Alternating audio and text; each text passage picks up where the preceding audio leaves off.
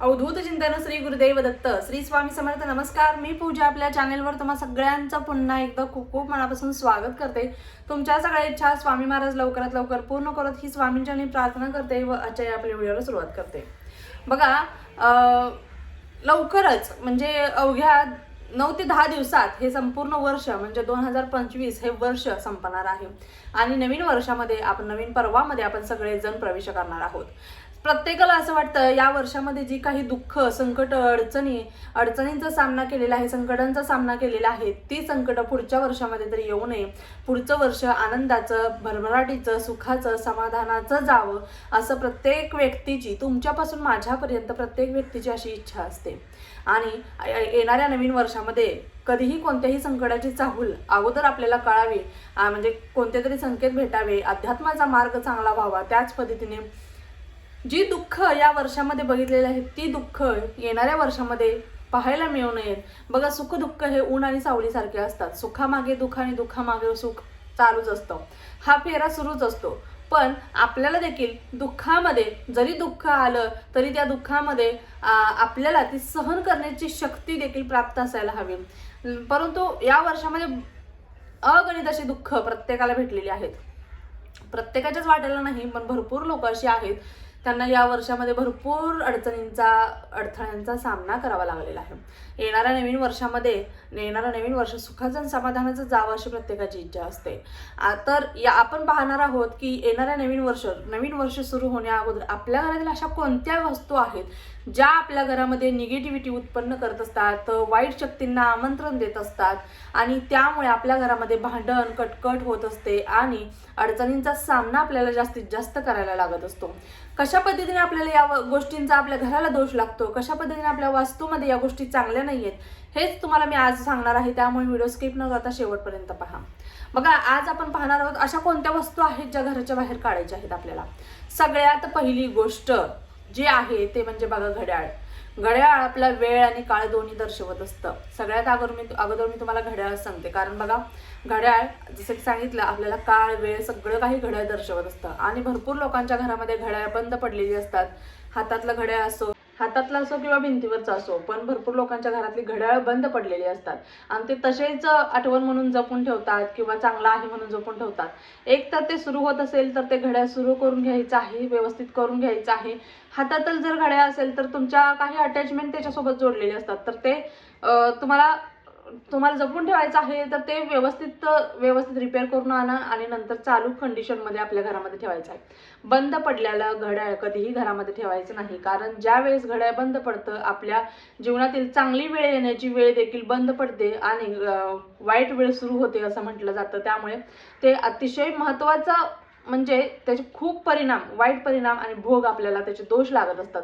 त्यामुळे घड्याळ कधीही बंद ठेवायचं नाही. घड्याळ कायम पूर्व किंवा पश्चिम दिशेलाच लावायचं आहे, हे देखील तितकंच महत्त्वाचं आहे. दुसरं म्हणजे बघा, भरपूर लोकांना घरामध्ये प्लांट्स वगैरे लावण्याची म्हणजे उत्सुकता असते. म्हणजे एक प्रकार लावलेले असतात, म्हणजे मनी प्लांट्स असेल किंवा बांबू असेल, शोपीसची झाडं असतील, आपल्या घरामध्ये त्यांनी ठेवलेली असतात. तर कधी कधी असं होतं की त्याच्याकडे आपलं तर थोडंसं दुर्लक्ष झालं की ते थोडंसं सुकून गेलेलं असतं. तर अशी सुकलेली, वाळलेली झाडं देखील निगेटिव्हिटींना आमंत्रण देत असतात. तर अशा पद्धतीची झाडं वगैरे असतील तर ती लवकरात लवकर घराच्या बाहेर काढायची आहेत. तुम्ही नवीन फ्रेश झाडं जरी लावलीत तरी देखील चालणार आहे. म्हणजे बघा, आता मनी प्लांट्स वगैरे जसं सांगितलं, बांबूचं झाड आहे ते आपल्या घरामध्ये आपण शोपीस म्हणून लावत असतो, किचनमध्ये ठेवत असतो किंवा हॉलमध्ये ठेवत असतो. आणि मनी प्लांट्स म्हणजे वगैरे बघा, असं म्हटलं जातं की त्याने निगेटिव्हिटी, सकारात्मक पॉझिटिव्हिटी आपल्या घराकडे आकर्षित होत असते, निगेटिव्हिटी निघून जात असते, कुठेतरी लक्ष्मी स्थिर राहण्यासाठी ते मदत करत असतं. पण चुकलं तर निगेटिव्हिटी आपल्या घरामध्ये प्रवेश करते, एवढं लक्षात घ्या. त्यामुळे अशा पद्धतीची झाडं असतील तर ते आपल्या घराच्या बाहेर काढायचे. त्याच पद्धतीने फुटलेल्या, तुटलेल्या काचा, डिश किंवा एखाद्या कपाला, बशीला तडा गेलेला आहे, अशा पद्धतीचे काचेच्या ज्या वस्तू आहेत. बघा, महिला म्हणले की भांड्यातनी भरपूर जीव असतो. मग ती थोडं जर चिर गेलेली असली तरी ती वापरायची, तशीच वापरायची, जपून पण ती वापरायची, टाकून नाही द्यायची. तर या गोष्टीमुळे देखील, फुटलेल्या तुटलेल्या काचांमुळे देखील आपल्याला दोष लागत असतो. तर अशा गोष्टी देखील लवकरात लवकर घराच्या बाहेर काढायच्या आहेत. जी भांडी चिरलेली आहेत, ज्यांना चीर गेलेली आहे, अशी भांडी देखील आपल्या घराला दोष लावत असतात. त्यामुळे भांडी देखील चांगली ठेवायची आहेत. भांडी तुम्हाला चिरलेली, तुटलेली भांड्यांना देखील चीर जाते, तुम्हाला माहिती आहे. तर अशी भांडी जी तुम्हाला यूज होत नाहीये पण तुमचा जीव अडकलेला आहे त्याच्यात, तर जीवापायी ठेवू नका, कारण त्याचा तुमच्या जीवापायी घराला दोष लागत असतो. तर अशा वस्तू तुम्ही घराच्या बाहेर काढायच्या आहेत. नंतर दुसरी गोष्ट म्हणजे बघा, सगळ्यात महत्त्वाचं म्हणजे आपलं देवघर आहे. देवघरामध्ये बघा, देवारा कधी कधी आपलं देवघर देखील कधी कधी खराब झालेलं असतं बघा. म्हणजे आता लाकडाचं वगैरे असेल तर पाणी लागून लागून त्याला चीर गेलेली असते, लाकूड देखील खराब झालेलं असतं. तर अशा वेळेस देवघर जर खंडित असेल तर ते देखील बदलायचं आहे. अशा पद्धतीचे देवघरामध्ये देव ठेवायचेच नसतात एकतर, पण आपण ठेवत असतो, तर अशी चूक करू नका. त्याच पद्धतीने बघा, देवी देवतांचे फोटोज वगैरे मूर्ती खंडित झालेले असतात. फोटोमध्ये कधी कधी चेहराही दिसत नाही, काहीच दिसत नसतं. फोटो फ्रेममध्ये आतमध्ये पाणी जाऊन आतली जी फोटो फ्रेमचे जे पान आहे ते खराब झालेलं असतं, पाणी जाऊन ते पूर्णपणे सडलेलं असतं. चेहरा दिसत नाही, कधी हात दिसत नाही, कधी पायच दिसत नाही त्या देवी देवतांचे, तसेच आपण त्यांची पूजा करून आपल्या देवघरामध्ये ठेवत असतो. हा देखील तितकाच मोठा दोष. एकतर आपण सेवा करतो त्याचं फळ देखील मिळत नाही. का सेवेचं फळ मिळत नाही हे देखील तुम्ही देवालाच प्रश्न विचारता. त्याच पद्धतीने त्याने चांगलं तर तुमचं काय होणार नाही, पण वाईट नक्कीच होणार, म्हणजे त्याचे दोष नक्कीच तुम्हाला लागणार. त्यामुळे अशा गोष्टींचा आपल्याला पहिला आपल्या घरातून बाहेर काढायचे आहेत. व्यवस्थित विधिवत देवी देवतांना दही भाताचा नैवेद्य दाखवायचा आहे. एखाद्या लाल रंगाच्या कपड्यामध्ये देवी जे फोटो मूर्ती असेल खंडित ते ठेवा. हळदी कुंकू अर्पण करा, अक्षता अर्पण करा, दही भात ठेवा. तुम्हाला धूपदीप अगरबत्ती दाखवायची आहे आणि व्यवस्थित पाण्यामध्ये नेऊन प्रवाहित करायचं आहे त्या दही भातासोबत. अशा पद्धतीने तुम्ही व्यवस्थित, जर आपल्या घरामध्ये देवी देवतांचे फोटोज वगैरे असतील असे खंडित झालेले तर ते काढायचे आहेत. डस्टबिन तुटलेला असेल तर तो चेंज करा, आवर्जून करा येणाऱ्या नवीन वर्षामध्ये. त्याच पद्धतीने बघा, तुटलेल्या चपला, बूट्स आपण ते वापरत पण नसतो, नुसते जपून ठेवायचे, तर असं देखील करू नका. अशा गोष्टी देखील बाहेर काढा. त्याच पद्धतीने कपडे जर तुम्ही वापरण्याजोगे आहेत म्हणजे पण तुम्हाला ते घालायचे नाहीये, तर असे कपडे धुवून स्वच्छ मग एखाद्या गरजू व्यक्तीला तुम्ही द्या. अनाथ आश्रमात वगैरे येतात बघा लोक, त्यांना द्या, पण असेच देऊ नका. धुतलेले कपडे स्वच्छ द्यायचे आहेत, कारण आपण एखाद्या व्यक्तीला आपण वापरणार नाही पण दुसरं कोणी तर ती कपडे वापरणार असतं, त्यामुळे ते धुवून द्या. आणि जर फाटलेले तुटलेले असतील, तुम्हाला वापरायचेच नसतील तरी देखील घरामध्ये पडून आहेत, तर ती पहिला घराच्या बाहेर काढायची आहेत. कोणत्याही शनिवारी तुम्ही ती कपडे घराच्या बाहेर काढू शकता. अशा पद्धतीने या छोट्या छोट्या चुका आपल्याला टाळायच्या आहेत. आपला मुख्य प्रवेशद्वार देखील तितकाच महत्त्वाचा आहे, कारण तिथूनच माता लक्ष्मी आपल्या घरामध्ये प्रवेश करत असते. मुख्य दरवाजा स्वच्छ ठेवायचा आहे. आता संक्रांतीमुळे भरपूर महिला आपल्या सगळी साफसफाई वगैरे करणारच आहेत, पण संक्रांत येण्या अगोदर आपलं नवीन वर्ष सुरू होते, तर नवीन वर्ष येण्या अगोदर आपला मुख्य दरवाजा स्वच्छ ठेवा. जर दरवाजाला वाळलेले फुलांचे हार वगैरे असतील, तोरण खराब झालेलं असेल तर ते काढा.